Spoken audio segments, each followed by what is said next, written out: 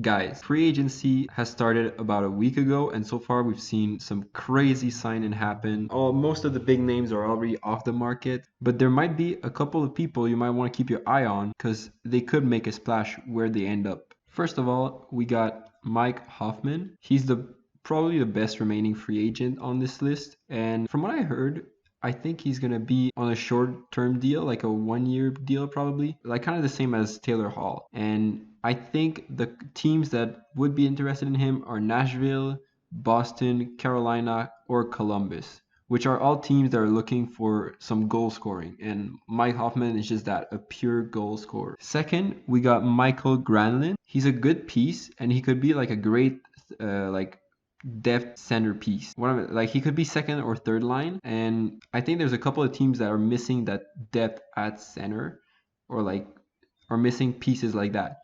So I think like teams that are like in rebuilds right now, like probably something like Buffalo could need a third line center.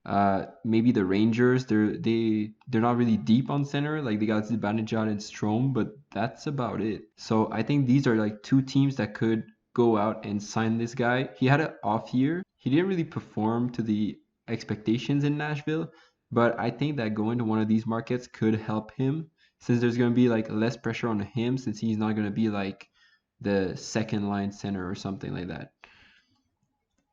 I don't know. I haven't watched him play that much. Next on my list of free agents you should keep an eye on, Travis Hamonic. So we know he's not going to sign back in Calgary, but when he was playing in Calgary, he was a great piece on defense. He was solid, he was steady, he was not making many mistakes, and he was also putting a point. He's great in the top four, and I think a lot of teams should focus on him now that guys like Krug and Pietrangelo are gone from the market. So yeah, I can see him going to Winnipeg. He's a guy from Manitoba, and Winnipeg needs D-man. And I think that since they just signed DeMello to another contract, I think Winnipeg can make their defense somewhat good if they add Travis Hamonic to that core.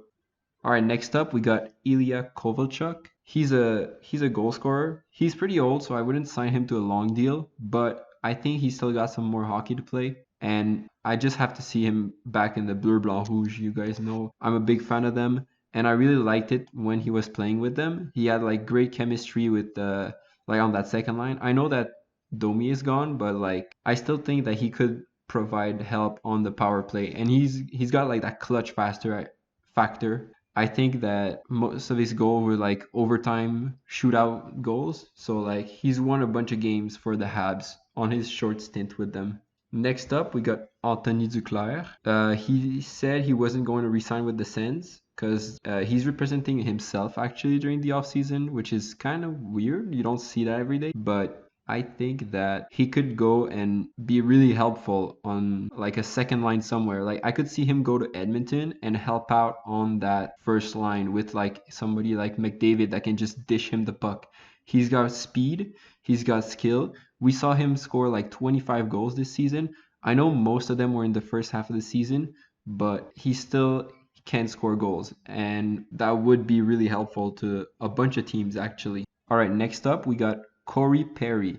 He had like an amazing playoff. I did not see that guy as like a goal scorer, or like I thought he was like just on a downward slope, but in the playoffs he proved me wrong. Like I hate this guy for real. Like I'm a Flames fan. I hated him when he was on the Ducks because that's like the only playoff game I've ever seen live, and he kind of helped the Ducks like beat the Flames during that game. So that's why I don't like him. Also, he's kind of a dick when he plays on the ice, but you know, he's fun to have on your team. He's kind of like that in your face kind of player, and I think he would really fit well on Calgary. Like Calgary, I think they're missing a bit of that. Like they have Kachuk and Lucic, but like the rest of the guys are more like skilled guys that score goals and stuff. But like if you add like somebody like Corey Perry to that core, I think they could go further in the playoff than usual. All right, next up we got Big Z, Zdeno Chara. He's on the market for the first time since 2006, and I think like Joe Thornton, who's also in the same boat as him, they're both old veteran presence, are on their last kind of seasons probably. They won't like, they're probably not gonna play. I think Joe Thornton signed somewhere in Switzerland yesterday. I think that Zdeno Chara could still have 1 year left in him, but I'm not sure he's gonna play if he gets traded or if he signs somewhere else. I know for some players, like they don't like moving when it's their last year of contract or like their last year in the league. So like if Boston doesn't sign him again, uh, I don't know where I could see him go. Like he's a he could be helpful to a lot of young blue lines. Like if he goes back to Ottawa, that would be like he could help that young defensive core grow and show them the way to in the future. So I think that could be good.